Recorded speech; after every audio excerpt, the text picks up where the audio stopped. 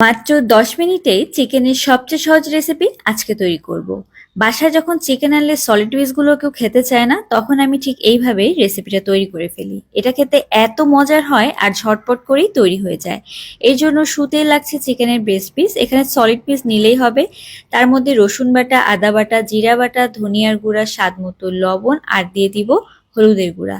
এখন সবকিছুকে একত্রে দিয়ে এই ব্রেস্ট পিস গুলোকে সেদ্ধ করতে দিতে হবে। কিছুক্ষণ সেদ্ধ করলে যখন ব্রেস্ট পিস গুলো সেদ্ধ হয়ে যাবে, তখন এগুলোকে ঝুরা ঝুরা করে নিতে হবে। আর এখন নিয়েছি বেশ কিছুটা কাঁচামরিচের কুচি, পেঁয়াজের কুচি, ধনিয়া পাতা কুচি আর তার সাথে একটুখানি লেবু। সবকিছুকে একত্রে মেখে নিতে হবে। লেবু রসটা দিচ্ছি, এটা করে একটা টক টক স্বাদ আসবে, খেতেও ভালো লাগবে।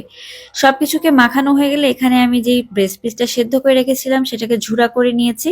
আর দেখতেই পাচ্ছেন তৈরি হয়ে গিয়েছে একেবারে মজাদার চিকেনের ভর্তা। এভাবে কিন্তু একবার ট্রাই করে দেখতে পারেন, খেতে ভীষণ ভালো লাগে।